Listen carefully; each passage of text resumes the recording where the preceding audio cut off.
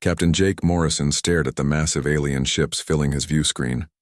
The sleek vessels were twice the size of his exploration ship, with dark metal hulls covered in strange symbols. Red lights pulsed along their sides like angry eyes in the darkness of space. "Captain, they're demanding we surrender," said Amy Foster from the communications station. Her voice was steady, but Jake could hear the fear underneath. "They say we're trespassing in sacred space." Jake looked around the bridge of the Starbound. His crew of 25 had volunteered for this mission knowing they might never return to Earth. They were explorers, scientists and dreamers who wanted to see what lay beyond the outer rim of human space. Now they had found something that didn't want to be found. "How many ships?" Jake asked. 12, sir," replied Lisa Carter from the pilot's seat. "All bigger than us. Their weapons are charged and ready." Ben Rodriguez looked up from his engineering console. "Captain, our shields are at full power, but I don't think they'll hold against that many ships." Jake had been in the space service for 15 years. He had explored dead worlds, mapped strange star systems, and survived cosmic storms that could tear a ship apart. But he had never faced aliens before. Nobody from Earth had. As far as they knew, humans were alone in the universe. "Open a channel," Jake ordered. Amy's fingers danced over her controls. "Channel open, sir." "This is Captain Morrison of the Earth vessel Starbound. We come in peace. We didn't know this space was claimed by anyone." The response came immediately. The voice was deep and harsh, speaking English with a strange accent. "Earth vessel, you will prepare to be boarded. Any resistance will result in your destruction." Jake felt his stomach drop. These aliens knew about Earth. They spoke his language. That meant contact had happened before, or they had been watching humanity for a long time. "Sir, they're moving to surround us," Lisa said. "Should I try to run?" Jake shook his head. "We wouldn't make it. Lower shields and prepare for boarding." The alien ships moved with perfect coordination. Within minutes, the Starbound was trapped in the center of their formation. A docking tube extended from the largest ship and connected to the Starbound's airlock. Heavy footsteps echoed through the corridors. The aliens were tall and broad, with gray skin and 4 arms. They wore black armor and carried weapons that hummed with energy. Their leader had more decorations on his armor and 3 scars across his face. "I am Commander Vectar of the Corvan Hegemony," the alien said. "You and your crew are now prisoners of the state. Your ship will be impounded and your homeworld will be reported to the Galactic Council." "Galactic Council?" Jake asked. Vectar's eyes narrowed. "You truly don't know? Your species has been hidden well." He gestured to his soldiers. "Take them to the holding cells. Admiral Thexmar will want to question them personally." The Corvan ship was massive inside. Jake and his crew were marched through corridors lined with more gray-skinned aliens. Some stared at the humans with curiosity. Others looked angry or disgusted. Jake noticed that all the aliens were heavily muscled and moved like soldiers. They were put in a large cell with energy bars instead of metal ones. The walls were covered, with symbols that looked like a mixture of writing and art. Through a small window, Jake could see stars and the shapes of other ships. "Captain," Amy whispered, "I managed to keep my communicator hidden. It's a quantum link back to Earth. If I can boost the signal." "Do it," Jake said quietly. "Earth needs to know what's coming." Hours passed before they were taken to see Admiral Thexmar. The Corvan leader was even bigger than his soldiers, with silver marks on his armor and a cape that flowed behind him. His office was filled with weapons and battle trophies from dozens of worlds. "Humans," Thexmar said, looking at them like they were insects. "I have heard stories about your species. Violent, unpredictable, dangerous." "We're explorers," Jake said. "We came here looking for new knowledge, not to cause trouble." Thexmar laughed, a sound like grinding metal. "Knowledge? Your species has been quarantined for good reason. The Council decided long ago that humans were too primitive and aggressive to join galactic civilization." Jake felt anger rising in his chest. "Quarantined? You had no right to keep us isolated." "No right?" Thexmar stood up, towering over the humans. "We have maintained peace in this galaxy for 300 years. The Corvan Hegemony, the Zephyrian Empire, the Velian Federation, and the Novan Collective share power equally. No wars, no conflicts, perfect balance. And where does Earth fit in this balance? Jake asked. Thexmar's expression changed. Tell me the location of your home world. Jake hesitated. Giving away Earth's position could doom his entire species, but these aliens already seemed to know about humanity. The Sol system, Jake said finally. Third planet from a yellow star. The color drained from Thexmar's gray face. He turned to a wall display and began entering coordinates. A three-dimensional map appeared, showing the local part of the galaxy. Trade routes were marked in different colors, connecting hundreds of star systems. Impossible, Thexmar whispered. Jake looked at the map and felt his heart sink. Earth sat right at the intersection of three major trade routes. Lines of commerce from all four alien powers passed through human space. Your world controls the central hyperspace junction, Thexmar said. Whoever allies with Earth could dominate galactic trade. The balance we have maintained for centuries would collapse, Jake finished. Thexmar activated his communication system. Priority message to all Corvin fleet commanders. Prepare for immediate deployment. Send word to our agents in the other governments. The humans have been found, and their location changes everything. Jake watched as the alien admiral began issuing orders. Ships were being recalled. Military units were being prepared. The galaxy was about to learn that Earth existed, and that knowledge would destroy the peace they had built. Take them back to their cells, Thexmar ordered. Guard them well. They may be the most valuable prisoners in galactic history. As they were led away, Jake caught Amy's eye. She nodded slightly. The message had been sent. Earth would know that aliens existed, that humanity had been deliberately hidden, and that multiple alien powers were about to fight for control of their world. The age of human isolation was over. What came next would determine whether humanity joined the galactic community as equals or became slaves to whoever could claim them first. In the depths of space, other alien fleets were already changing course toward the coordinates of a small blue world that had just become the most important planet in the galaxy. Admiral Patricia Hayes stood in the command center deep beneath the Rocky Mountains, staring at a message that could mean the end of human civilization. The quantum transmission from Captain Morrison was clear and terrifying. 4 alien powers were racing toward Earth, and humanity had perhaps weeks to prepare. How long until they arrive? She asked Dr. Kevin Walsh, head of Earth's most classified research program. The fastest ships could be here in 3 weeks, Kevin replied, checking his calculations again. The largest fleets will take longer, but not much longer.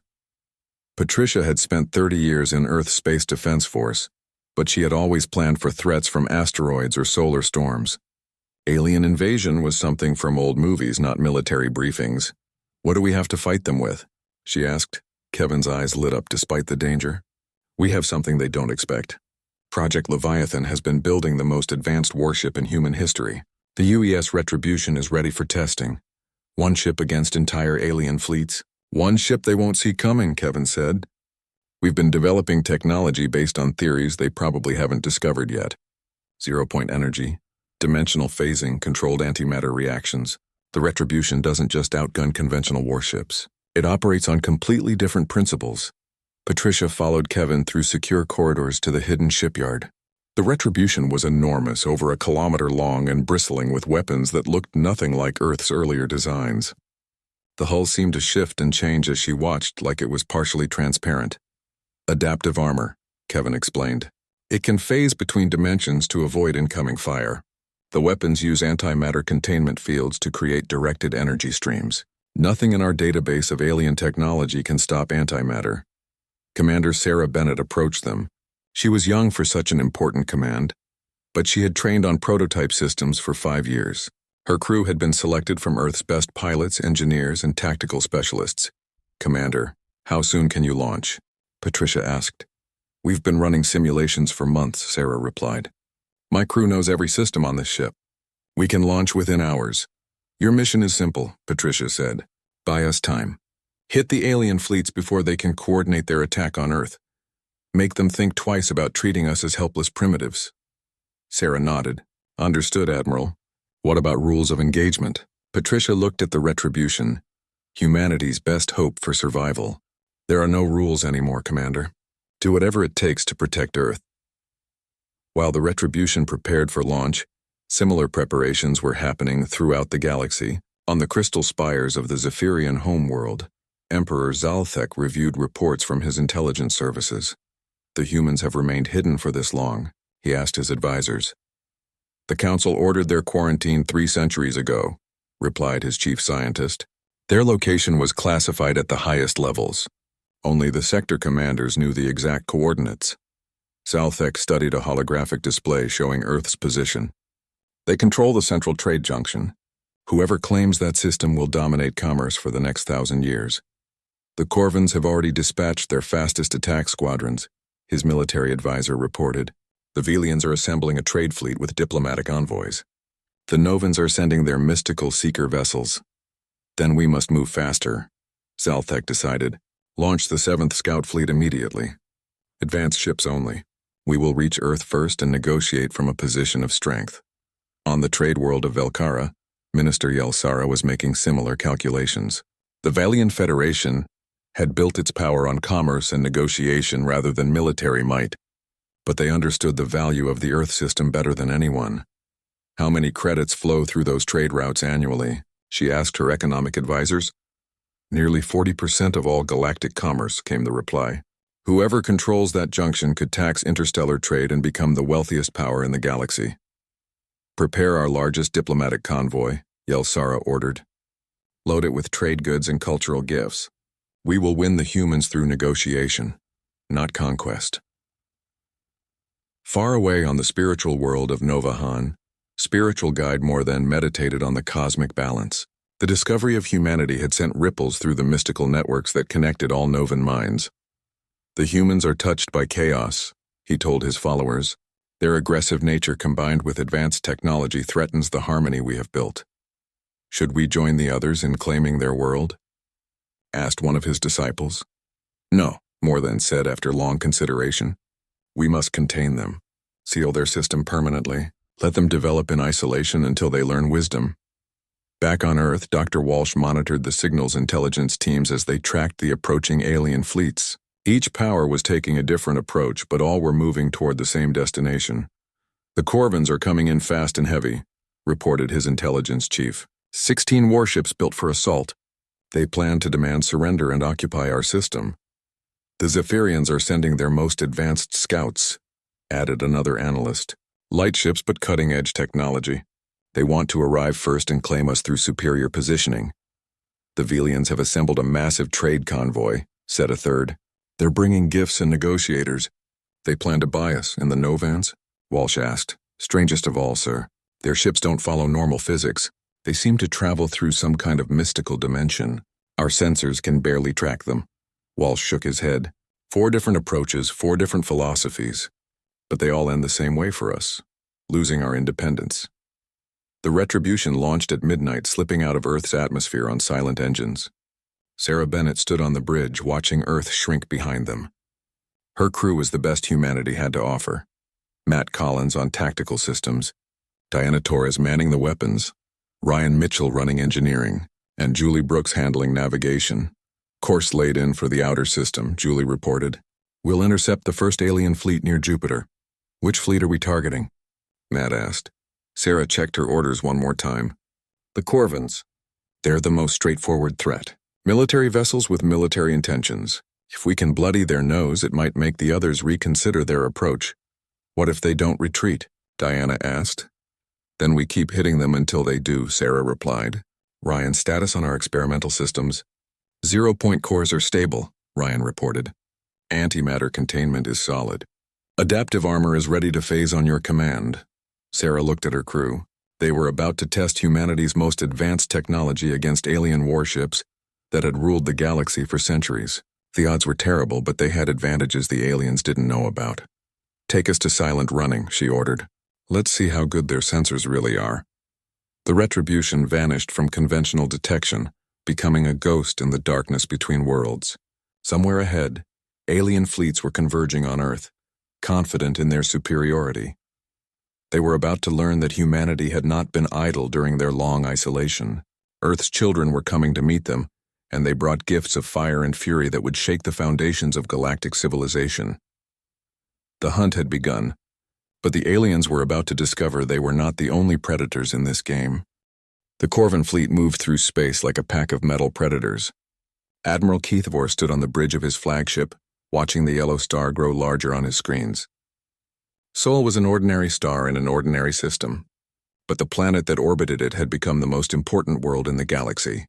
"Report," Keithvor commanded. 16 ships in formation, his tactical officer replied. 4 dreadnoughts, 12 heavy cruisers, all weapon systems ready.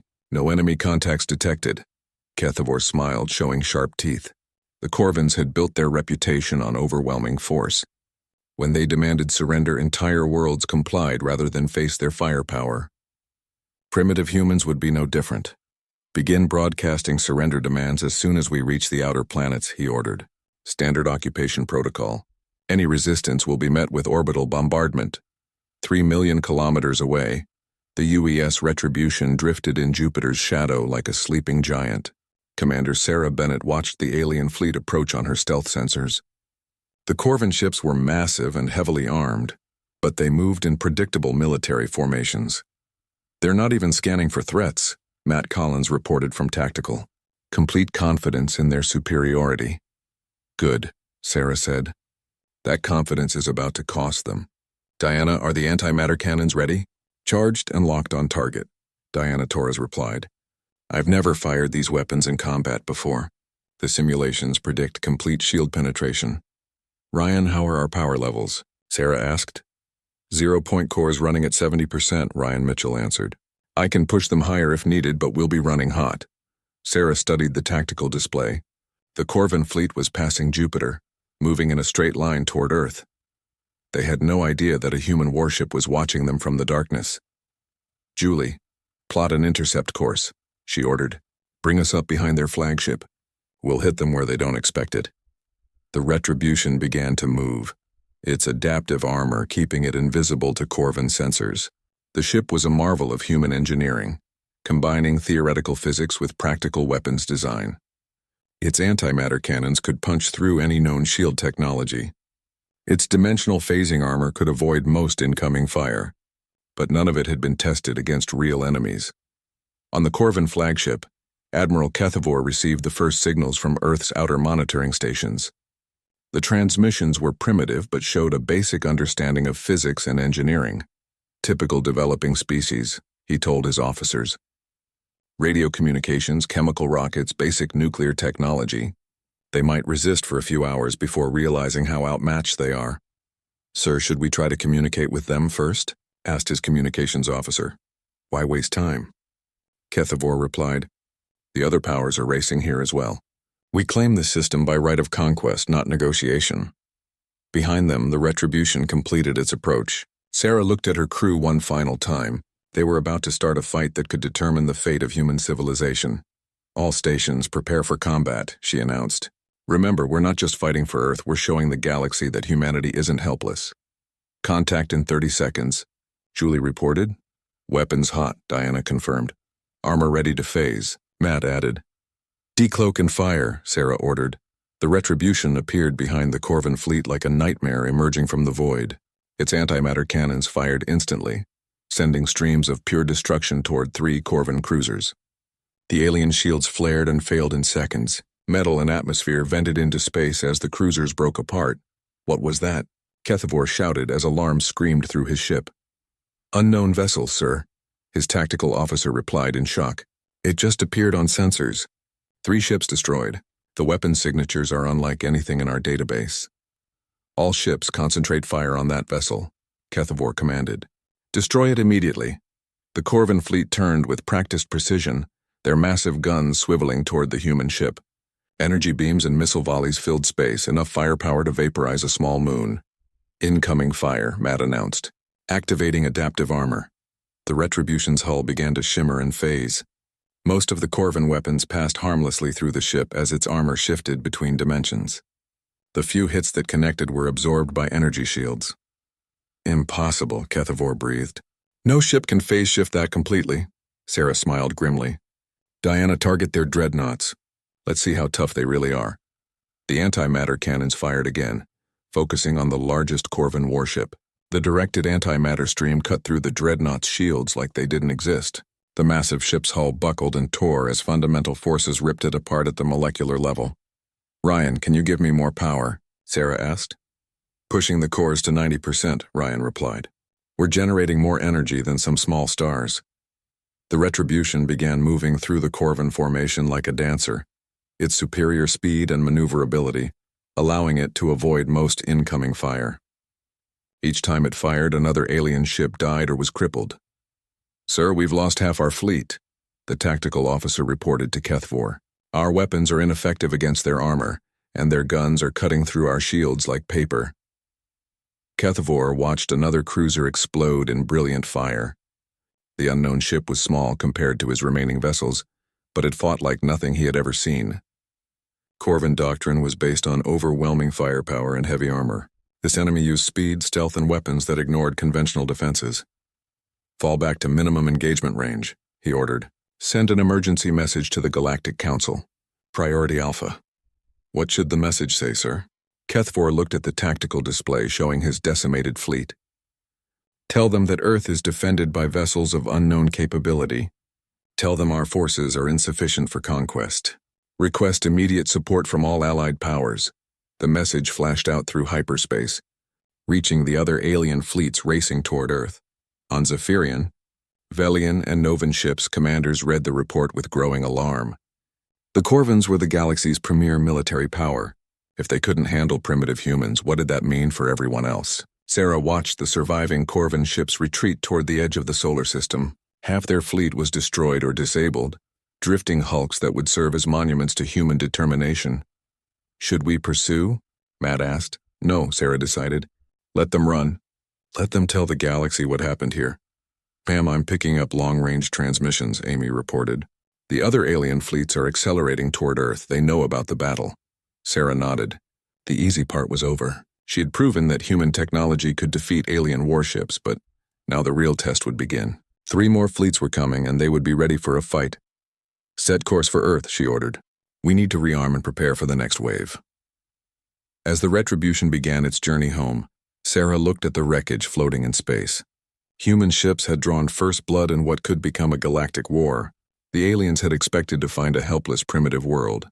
Instead, they had found an enemy that could match their technology and exceed their determination. The balance of power in the galaxy had just shifted, and no one knew where it would settle. But humanity had sent a clear message to the stars. Earth would not surrender, and anyone who threatened human freedom would pay a terrible price. The hunt was becoming a war, and humanity intended to win.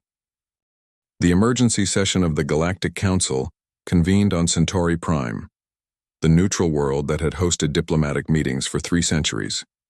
Representatives from the 4 great powers gathered in the Crystal Amphitheater, but the atmosphere was far from diplomatic.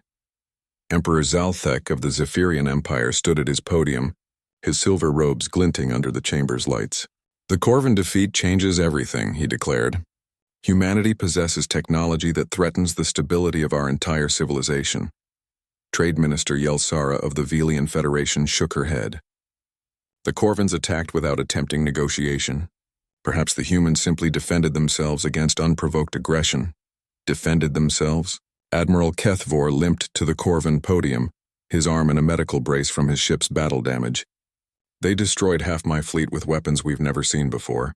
Ships that can phase through solid matter, guns that ignore our best shields. This isn't defense. It's superior military technology." Spiritual guide Morthen of the Novan Collective closed his eyes and touched the mystical crystal that allowed him to commune with distant minds. "I sense great disturbance in the cosmic balance. The humans carry chaos within their hearts. Their aggressive nature combined with such power will bring war to the galaxy." Zalthek activated a holographic display showing the battle near Jupiter. The data had been transmitted by fleeing Corvan ships before they escaped the solar system. "Look at these weapon signatures. Pure antimatter streams, dimensional phase technology, energy levels that exceed our theoretical maximums. If humans can build one such ship, they can build hundreds. Which is why we must negotiate with them," Yelsara insisted. "Trade agreements, technology exchanges, mutual defense pacts. The Velian way has always been cooperation, not conquest. The Velian way has made you weak, Kethvor snarled. These humans understood only force. They attacked without warning, without mercy. They must be destroyed before they can threaten other worlds. More then opened his eyes, and they glowed with inner light. I have seen visions of possible futures. In some, the humans become our allies and bring new wisdom to the galaxy. In others, they consume worlds like a plague of metal and fire. The path is not yet set, but the danger is real. Zalthek studied the tactical reports. The humans control the central hyperspace junction. Whoever allies with them could dominate galactic commerce for 1,000 years. We cannot allow any single power to gain such advantage. So what do you propose? Yelsara asked. Immediate military intervention, Zalthek replied. All 4 powers working together to contain the human threat. Quarantine their system permanently. Disable their shipbuilding capacity.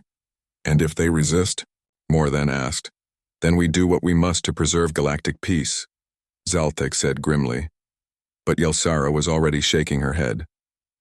The Velian Federation will not participate in genocide. If the humans have advanced technology, we should learn from them, not destroy them. And if that technology falls into Velian hands, Kethvor demanded, you would use it to monopolize trade routes and bankrupt the rest of us. The Corvins speak of monopoly? Yelsara shot back. Your people have built an empire on military conquest. At least we offer fair trade agreements. Moore then raised his hand for silence. The council was formed to prevent such conflicts. We have maintained balance for 3 centuries by respecting each other's spheres of influence. That balance is already broken, Zalthek said. The human discovery has changed the fundamental equation of power. We can either adapt together or face chaos separately.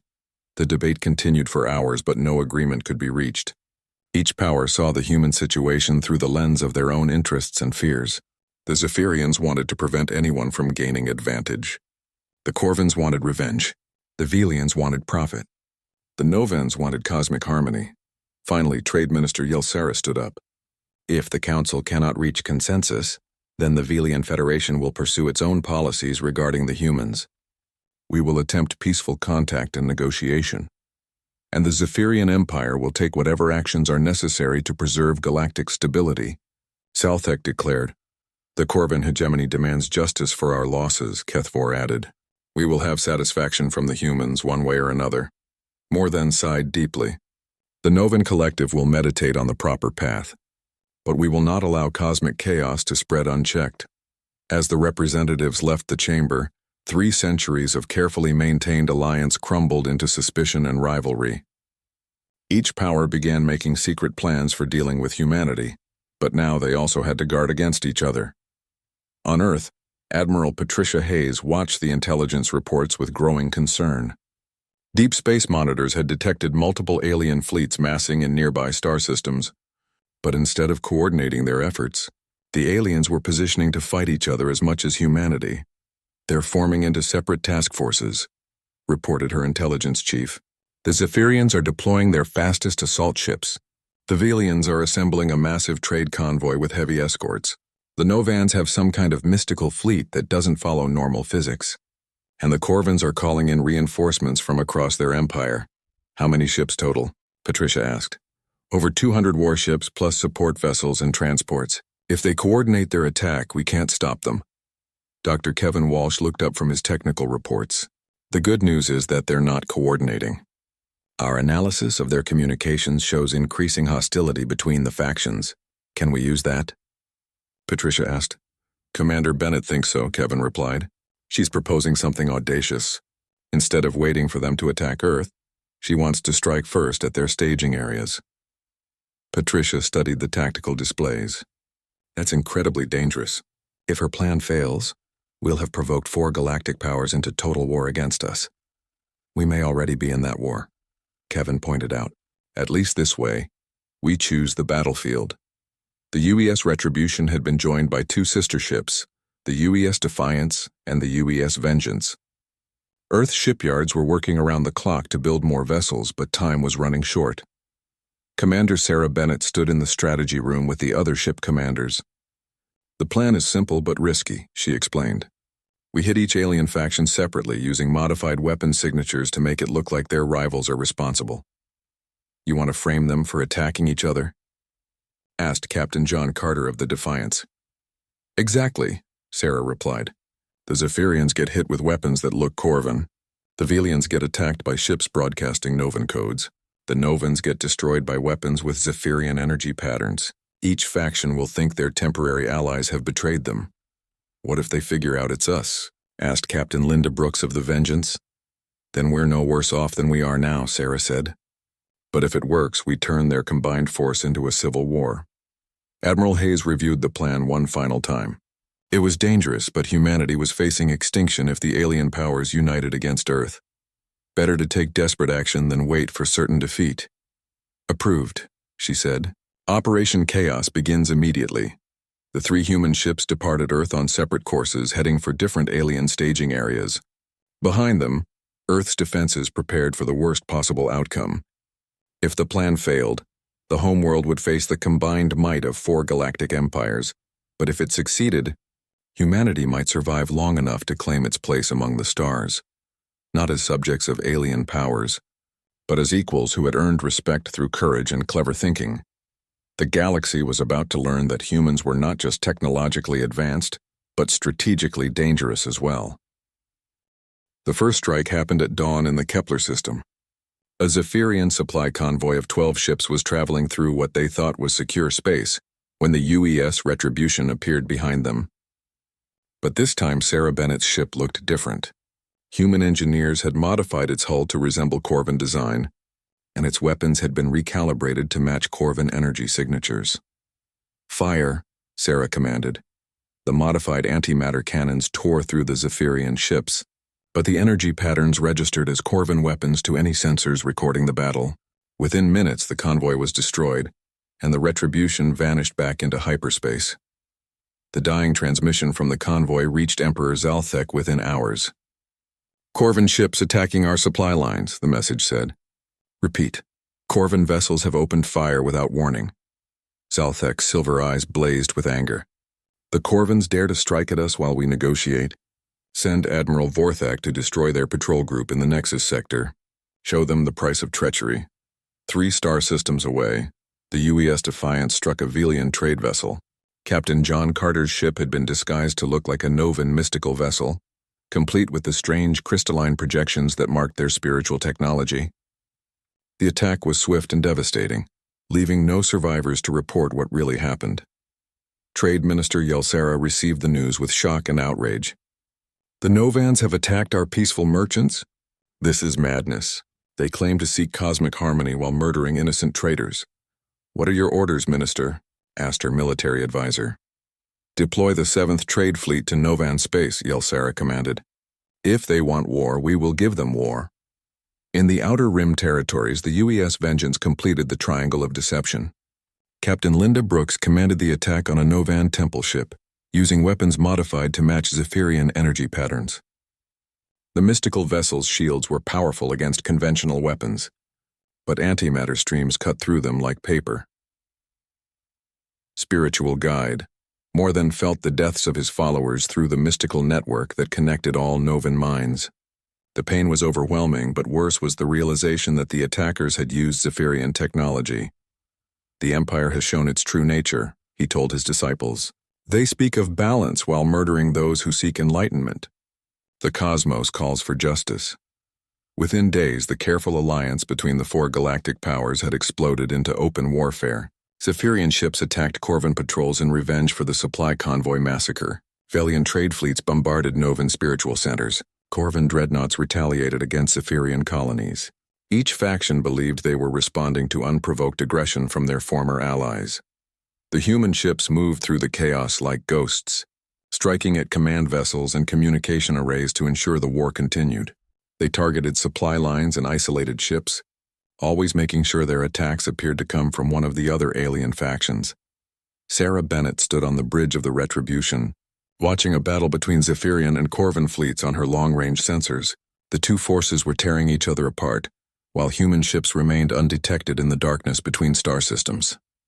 It's working, Matt Collins reported. Intelligence estimates that the alien powers have lost over 30% of their combined fleet strength, fighting each other. What about Earth's defenses? Sarah asked. Admiral Hayes reports all shipyards operating at maximum capacity, Diana Torres replied. We'll have 6 more ships ready within the month. Any sign that they've figured out our deception? Ryan Mitchell asked. None, Julie Brooks answered. Each faction is convinced the others betrayed them first. The war is spreading to dozens of star systems. Sarah nodded, but she felt no satisfaction in the victory.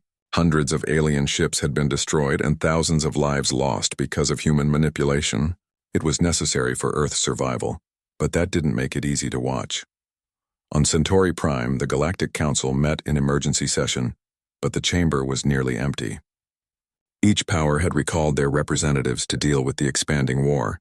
Only a few minor species remained, watching in horror as their protectors destroyed each other. The great powers have gone mad, whispered Ambassador Tolvek of the peaceful Rillan species. 300 years of peace shattered in a matter of weeks. What will happen to the smaller worlds? Asked Representative Shandar of the Helian trading clans. We depend on the great powers for protection and commerce. Perhaps it's time for new leadership, suggested Minister Kaltos of the Industrial Vargan Union. The great powers have proven they cannot maintain stability. While the alien empires fought, humanity quietly began expanding its sphere of influence. Human ships appeared in former neutral zones, establishing monitoring stations and defensive platforms. Earth's diplomatic corps, led by Ambassador Helen Crawford, made contact with the smaller alien species that had been abandoned by their former protectors. Earth offers friendship and mutual protection, Helen told the representatives of a dozen minor worlds. We seek partners, not subjects. The smaller species were desperate for stability in a galaxy gone mad. Many accepted human protection in exchange for basing rights in trade agreements. Within months, humanity controlled a growing network of allied worlds throughout the former neutral zones. Admiral Patricia Hayes established her headquarters on Nexus Station, a massive space facility that had been built at the intersection of the major trade routes. From here, she could coordinate Earth's expanding fleet and monitor the ongoing alien war. Status report, she requested.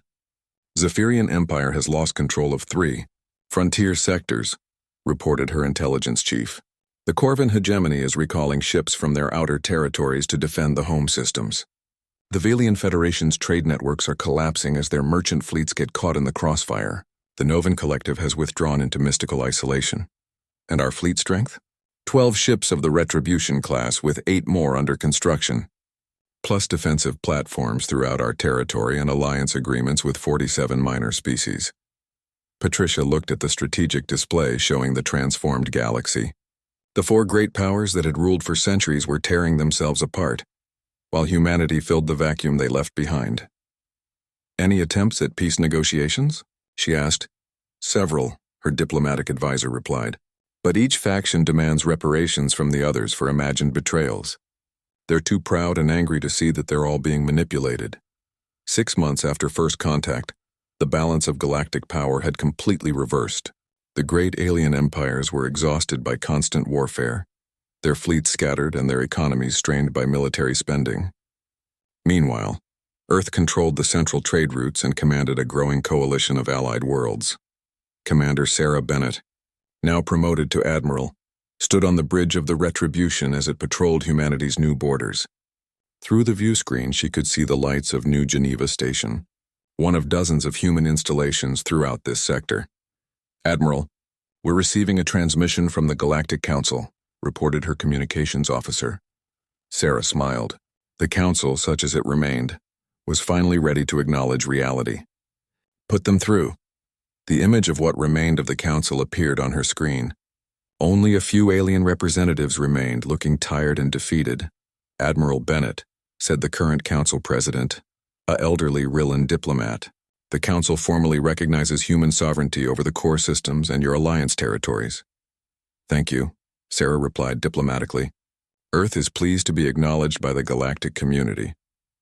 The great powers have requested that Earth mediate peace talks to end the current conflicts, the President continued. Will humanity accept this responsibility? Sarah considered the request.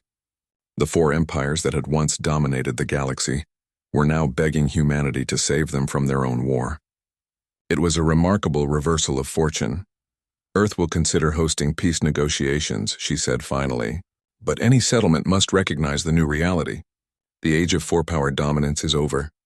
The galaxy needs leadership that can maintain stability without oppressing smaller worlds. The transmission ended, and Sarah looked out at the stars. Humanity had come so far from that first desperate battle near Jupiter.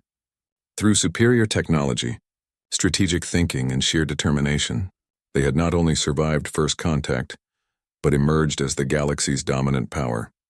Ambassador Helen Crawford would represent Earth at the peace talks, carrying a simple message.